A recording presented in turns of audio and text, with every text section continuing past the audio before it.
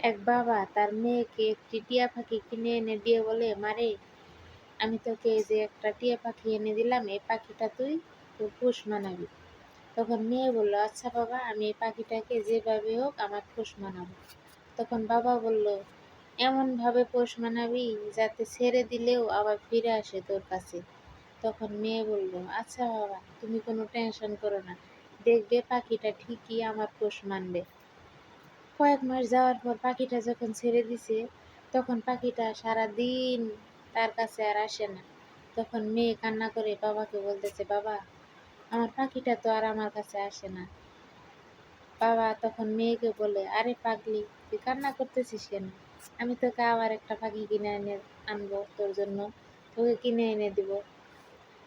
তখন মেয়ে বলে, বাবা, তুমি আরেকটা তো আমাকে কিনে এনে দিবা, কিন্তু ওই পাখিটার মতো তো আর হবে না। ওই পাখিটাকে যতটুকু মায়া দিয়ে আমি তাকে আগলে রেখেছি, ওই মায়াটুকু তো আর আমি ভুলতে পারতেছি না। তুমি তো আরেকটা কিনে এনে দিতে দিতে চাইছো, কিন্তু আমি ওইটার মায়া তো ভুলতে পারি না। তখন বাবা বলে, আরে মা, তোকে বোঝানোর জন্যই আমি পাখিটা কিনে দিছি। কিসের জন্য জানিস? আমরা তোকে ছোট থেকে এত বড় করেছি,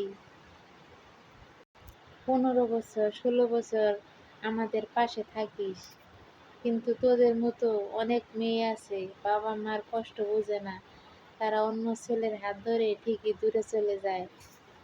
তখন ওই বাবা মার কেমন লাগে, এত বছর লালন পালন করে, কত মায়া ভালোবাসা দিয়ে তাদেরকে আগলে রাখে, তবুও তারা বাবা মার কষ্টটা বুঝে না। এটা বোঝার জন্য তোকে আমি এই পাখিটা কিনা এনে দিছি, যাতে কোনো দিন তুই আমাদেরকে ছেড়ে এভাবে চলে না যাস। এখন বুঝতে পারছিস? তখন মেয়ে কান্নায় ভেঙে পড়ে বাবাকে জড়িয়ে ধরে বলে, বাবা, আমি আমার ভুল বুঝতে পেরেছি, আমি কোনোদিনও এই কাজ আর করব না। আমি তোমাদেরকে ছেড়ে কখনোই যাব না, তোমাদের মুখে কখনো চুনকালি লাগাবো না। তুমি আমার ভুল ভেঙে দিয়েছো, আমি সবসময় তোমাদের পাশে থাকবো।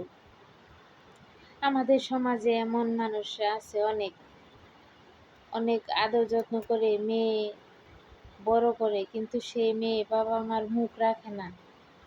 তারা মাত্র কিছুদিনের ভালোবাসা টানে বাবা মাকে ছেড়ে চলে যায়। বাবা মার ভালোবাসাটা বোঝার চেষ্টাও করে না।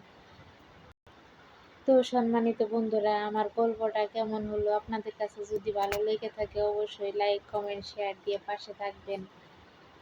আমার কথার মাঝে যদি কোনো ভুল ত্রুটি হয়ে থাকে অবশ্যই ক্ষমার দৃষ্টিতে দেখবেন। সকলের প্রতি ভালোবাসা ও দোয়া রইল।